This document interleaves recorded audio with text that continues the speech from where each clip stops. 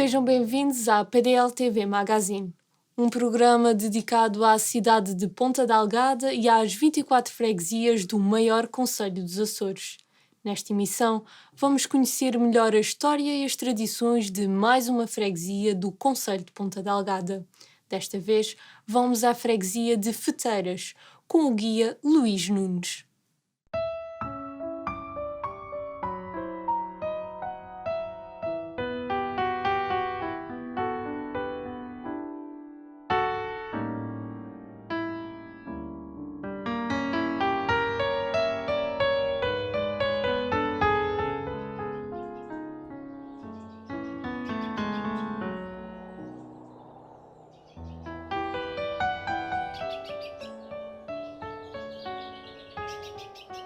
Depois de sairmos da cidade de Ponta Delgada e ao longo da estrada da Costa Sul, uma parte da estrada da Costa Sul do concelho com o mesmo nome, e a cerca de aproximadamente 15 km da cidade, encontramos uma freguesia, uma das muitas freguesias do concelho de Ponta Delgada, com o seu nome de Feteiras.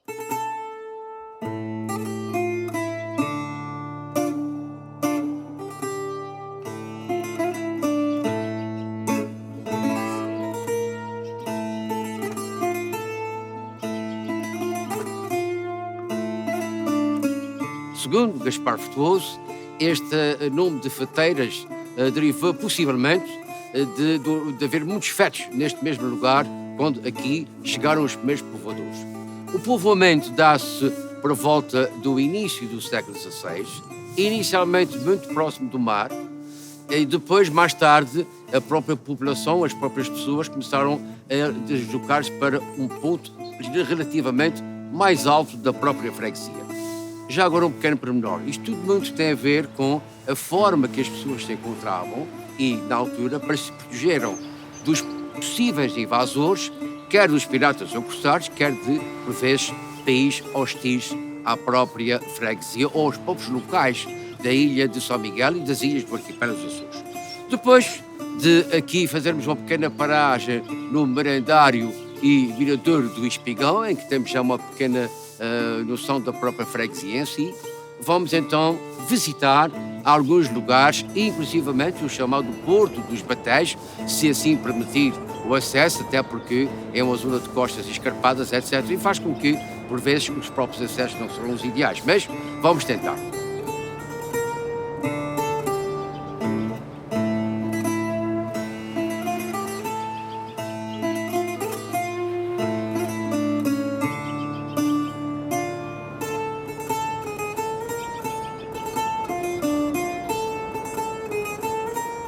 Antes de iniciarmos a visita à freguesia das Feteiras, uma pequena paragem na localização de onde está aqui reconstruída uma antiga vigia das baleias.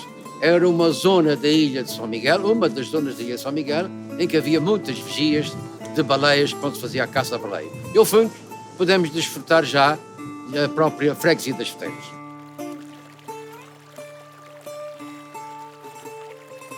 Ou visitámos alguns lugares de interesse aqui na própria freguesia das Feteiras, e antes de nos aproximarmos da própria igreja de Santa Luzia, temos um antigo fontenário este que se encontrava numa das praças circundantes da própria Câmara Municipal de Ponta Delgada. Quando de sua remodelação este fontenário foi removido aqui para a freguesia das Feteiras. Temos depois então aqui a própria igreja de Santa Luzia, que data o início da sua construção dos princípios do século XVI, digamos assim. Depois sofreu algumas remodelações, cuja última, e segundo podemos reparar a sua fachada, data do início dos princípios do século XIX, e que depois iremos fazer uma visita ao seu interior.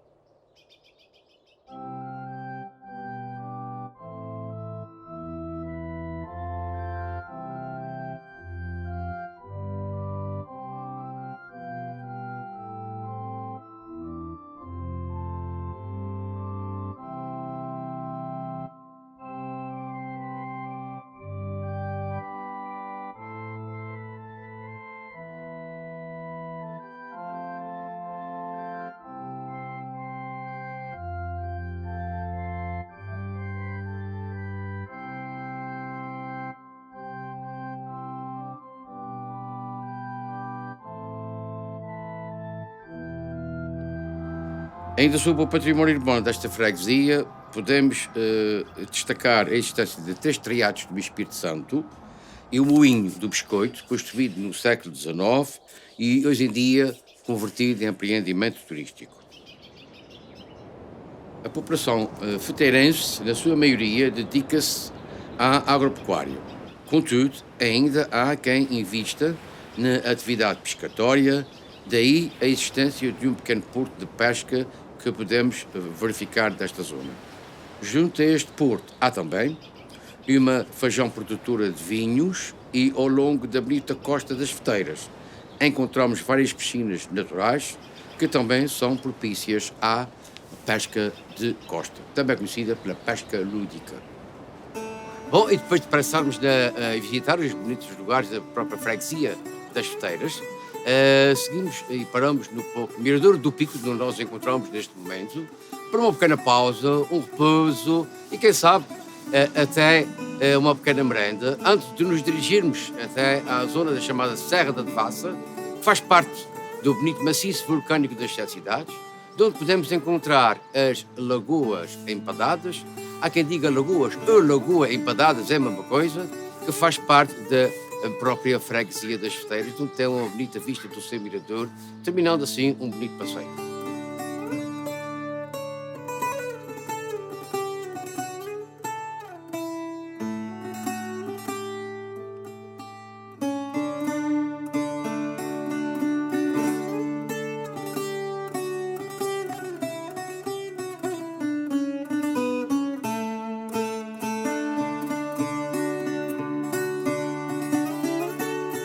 Como já é habitual nestes programas, depois de conhecermos a terra, vamos conhecer as suas gentes.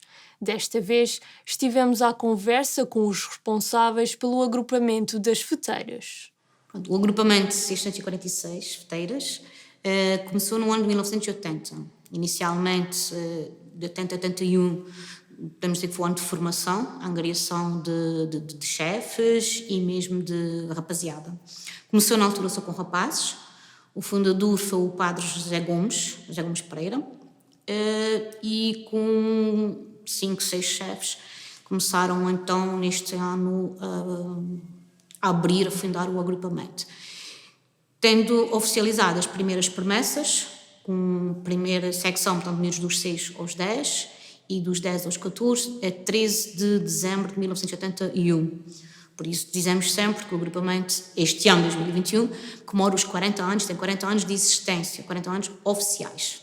No ano de 1986 já abriu também a 4ª secção, dos 18 aos 22, e desde então temos as 4 secções. Portanto, a primeira Alcateia, dos 6 aos 10, a expedição dos 10 aos 14, a comunidade dos 14 aos 18 e o clã dos de 18 aos 22. 4 décadas, os 40 anos, os 4 já gerações, já temos agora muitos miúdos, filhos dos primeiros escoteiros, inclusive alguns netos dos primeiros escoteiros, e tem sido esse o percurso do agrupamento. Sempre contribuir para a educação dos jovens das Feteiras. Atualmente, o efetivo este ano, ano escotista 2020-2021, o efetivo está nos 62 elementos. Com a pandemia tivemos que nos adaptar. As reuniões, quando retomamos em outubro, fizemos alteração aqui no espaço exterior da sede, construímos um campo. Também, por um lado, voltar mais às origens, as reuniões ser mais outra vez a técnica escotista, os nós, o montar a tenda, o cuidado a ter com a tenda, já que também não se pode estar a fazer os acampamentos. Eu acredito que nesta fase que estamos de pandemia, em que as crianças, os jovens, mas as crianças estão a entrar numa sociedade com distanciamento, que agora é extremamente necessário e que o grupo vai ajudar a não esquecermos que a família é a base e a sociedade também, com as regras de segurança, mas não esquecermos que somos um todo. O escotismo serve para isso, tentar incutir neles, criar objetivos na vida, criar caminhos bons na vida e tentar concretizar tanto os nossos objetivos, os nossos sonhos e fazer isso também neles, que eles façam isso, incutir isso neles. Porque é importante, qualquer pessoa tem sonhos, qualquer pessoa tem objetivos. Mas há aquela pessoa que não tem objetivo nenhum na vida, não tem... E a gente tenta fazer isso incutindo-se neles. Qual é o teu objetivo? Qual é... O que é que tu sonhas? O que é que tu ambicionas? Luta, tens que lutar, tens que aprender a fazer isto. E essa escola de vida, muito discutis, é aprender a desenrascar na vida. Se eu não tiver isto, como é que eu faço isto? Se eu não tiver isto, se eu não tiver lixo, como é que eu faço isto? A gente não vai ser engenheiros, até pode ser, mas a gente tenta incutir-lhes a desenrascar na vida. Ainda hoje posso dizer que aprendi muito no escotismo e muito me trouxe mesmo para o meu trabalho. A desenrascar-me e aprender coisas diferentes, como é de fazer isso, como é que é de dar a volta a esse problema. Porque a gente fica, não é? E aprendi muito aqui. E graças aos escoteiros, com essas atividades, com formas de pessoas diferentes, lidar com muita pessoa e tentar dar um nosso parecer, mas eu tenho uma opinião diferente dessa. Como é que vamos montar isto? Vamos fazer isso de novo, vamos fazer isso, opiniões diferentes, tentar perceber, tentar... Eu ajudei-me muito. Nessas atividades eu aprendi muito nisto. Que até ainda eu estou cá, como eu disse, não é? E que vive isso, não que me faz cá, que eu vive isso nos miúdos. E vejo que eles gostam, vejo que estão interessados e que tentam fazer, e mesmo nas atividades que marcam, qualquer atividade marca um miúdo, que seja a atividade mais simples para nós, que somos mais velhos, mas marca um miúdo, que seja uma pequena marca-lhes. E para mim o que é importante como chefe hoje é deixar uma marca nos miúdos, que daqui a uns anos, mesmo que pode ser, eles podem passar aqui e depois eu escolher outro caminho, não serem chefes, mas que vejam um caminho e digam assim: epá, aquilo o chefe Luís, aquele maluco que estava com a gente na terceira secção. É isso que eu quero, incutir neles, que eles aprendam alguma coisa comigo e que também vivam experiências boas, agradáveis, que marquem a vida deles. É isso. Eu acho que o escotismo também passa um bocadinho por isso, fazer uma pequena diferença na vida deles. E sem dúvida também, à data de hoje, querer que o agrupamento continue, que o escotismo continue presente na freguesia, que outros venham depois de mim e que levem este legado que nós temos. Dou sempre o exemplo que houve uma geração de chefes dos primeiros 10 anos de escotismo, depois houve outros que levaram dos 10 aos 20, e nós, eu e os colegas que estamos agora, dos 30 aos 40, e que venham outros, os que cá estão da rapaziada hoje, e que façam dos 40 aos 50 e por aí em frente. Como o saber não ocupa lugar, vamos agora para a nossa rúbrica Sabia Que? A PDL TV Magazine irá trazer mais uma curiosidade sobre o nosso concelho, que hoje será dedicada à freguesia de Feteiras. Sabia que a freguesia das Feteiras tem um chafariz de mármore branco cujas fontes estão voltadas exatamente para os 4 pontos cardeais? O Museu Hebraico Sahara Samin foi inaugurado a 23 de abril de 2015 na freguesia de São Sebastião, com o objetivo de preservar e dar a conhecer o legado hebraico existente nos Açores. A PDL TV Magazine foi conhecer melhor a história deste espaço único na cidade de Ponta Delgada, que esteve esquecido por mais de 5 décadas. O Museu Hebraico Sahara Samain, também conhecido por Sinagoga de Ponta Delgada, foi inaugurado pela Câmara Municipal e está aberto ao público todos os dias úteis da semana. Este espaço resultou da recuperação de uma antiga sinagoga, fundada em dezembro de 1836 por um grupo de judeus originários do Reino de Marrocos e desde então faz parte do roteiro das várias cidades do mundo com legado hebraico. A PDL TV Magazine foi visitar este museu e ouviu o responsável pela Unidade Orgânica de Património e Cultura da Câmara Municipal, José de Melo, falar sobre a história deste espaço. A presença de judeus ou de hebraicos nos Açores remonta a dois períodos distintos da historiografia açoriana. Numa primeira fase, os judeus que vieram para os Açores nos finais do século XV e início do século XVI e que aqui ficaram e depois misturaram-se com as restantes populações locais, e hoje muitos açorianos têm uma ascendência hebraica. Cerca de 14 a 15% dos açorianos têm no seu ADN uma herança genética hebraica.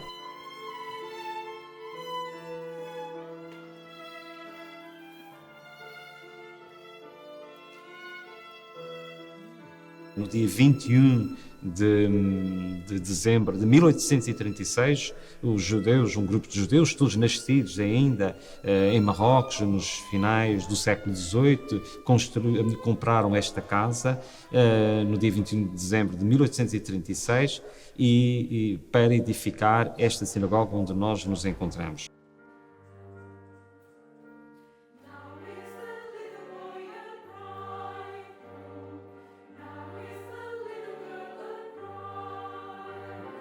Por volta de 1870, 80, 90, é, digamos, o pridário desta colónia aqui em Ponta Delgada. As outras sinagogas eram mais pequenas, não tinham a dimensão desta sinagoga, e a partir daí a comunidade também foi se diluindo, foi desaparecendo, e por volta de 1920 eram poucos já os judeus que aqui viviam. Em 1917 morre Samuel Albo, que foi por mais de 30 anos o rabino desta comunidade, desta sinagoga. Ele, que nasceu em 1827 em Rabat, veio para aqui com a sua família, a mulher e os 3 filhos. Um dos filhos foi o que fundou o café ou a tabacaria Mascote, que ainda hoje há ao lado da Igreja Matriz de Ponta Delgada.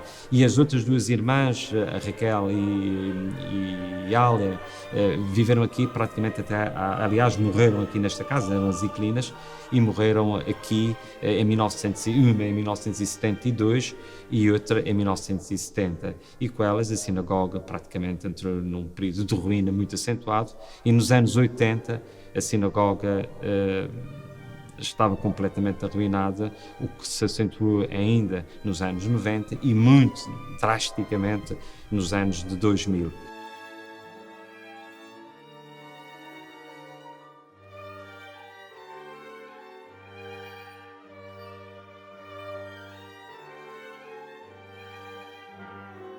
Esta sinagoga, no fundo, é um marco do respeito para um outro povo, para uma outra cultura, para um outro percurso da civilização humana no registro da história universal, e que encontra neste pequeno espaço, nesta pequena casa da Rua de Brum, número 16, estes legados que são o legado do povo de Israel, que percorre há mais de 2000 anos várias terras, e que também aqui deixou este seu legado. Quando se entra na sinagoga de Ponta Delgada, essa sinagoga que é a porta do céu, Sharaz Zamaim, esta ligação que se faz entre Ponta Delgada e o povo de nação hebraica, visa sobretudo a construção de um mundo melhor, mais tolerante, mais próximo da pessoa humana e sobretudo mais próximo da pessoa da divindade, que é Deus, na construção de um mundo melhor. Esta é a nossa missão enquanto museu, no respeito para as culturas e o entendimento entre os povos.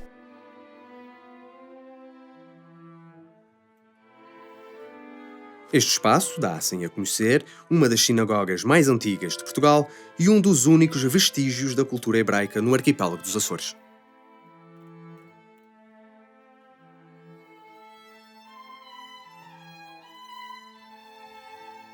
Seguimos agora para mais um momento cultural com a nossa sugestão de leitura da semana numa das livrarias da nossa cidade.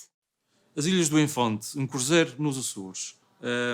Manchas e Paisagens, de Guilherme de Moraes. Guilherme de Moraes, trata-se de uma obra de 1934, que foi reeditada agora pela primeira vez, que é reeditada ao longo desses anos todos. A primeira edição foi uma edição da época, em que Guilherme de Moraes, tem uma tradição muito grande como jornalista, como ativista cultural, digamos, na sua época, que teve também continuidade depois pelo seu filho, que também do seu mesmo nome, Rui Guilherme de Moraes, mas trata-se do pai, é importante salvaguardar isso e explicar. Portanto, Rui Guilherme de Moraes, infelizmente teve uma vida muito breve, morreu muito novo, mas deixou-nos este testemunho. O que é precisamente este livro? É um cruzeiro pelas ilhas que ele faz, não é? Uma viagem que ele vai na peugada do Rio Brandão e as suas ilhas desconhecidas, em que ele vai pelas ilhas e vai descrevendo as populações, os seus hábitos, os costumes, as suas tradições, a sua geografia.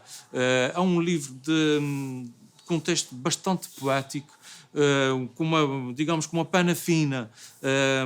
Ele foi uma figura do seu tempo muito importante.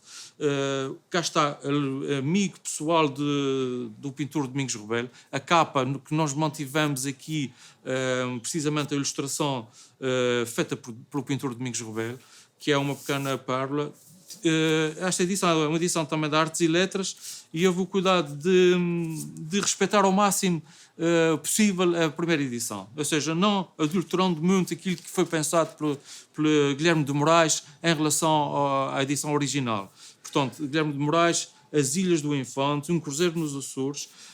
É muito interessante para nós açorianos também ficarmos com uma ideia, os Açores à data, em 1930, como é que nós vivíamos, como é que nós vivenciávamos as nossas ilhas e de que forma comunicávamos e de que forma vivíamos a cultura, tudo isto. É uma descoberta por ser pequenos textos, quase em formato de crónicas, mas que nos traz uma literatura extraordinária e a acrescentar às nossas bibliotecas açorianas. Despedimos-nos assim de quem vive Ponta Delgada com alma e coração. O programa encerra com um momento musical da responsabilidade de Filipe Frazão. Este é um projeto que surgiu em outubro de 2020 e resulta de uma harmoniosa fusão cultural e musical que cruza o jazz, blues e funk. Por tudo isto e muito mais, não perca este momento musical. Quanto a nós, voltamos na próxima semana para mais uma breve visita à nossa cidade e ao nosso concelho. Até breve.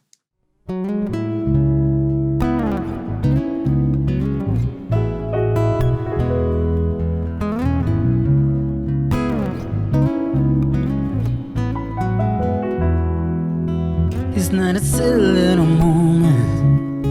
It's not a storm before the calm. This is a deeper name, brother. This love we've been working on. Can't seem to hold you like I want you, so I can feel you in my arms. Nobody's gonna come and save you. We put too many false alarms. We going down. You can see it too. We going down, and you know that we're doomed. The math theory, slow dancing in a burning room.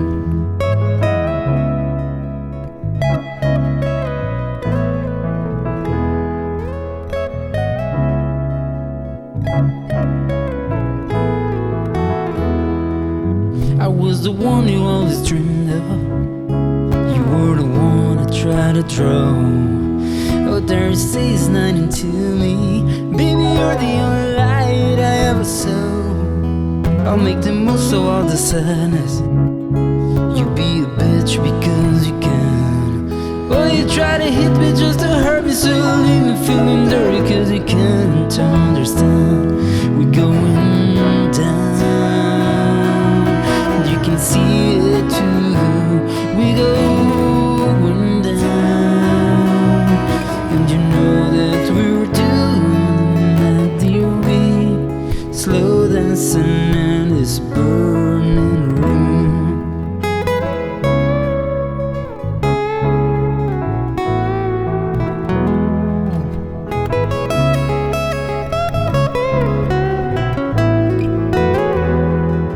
You go cry about it, why don't you? You go cry about it, why don't you?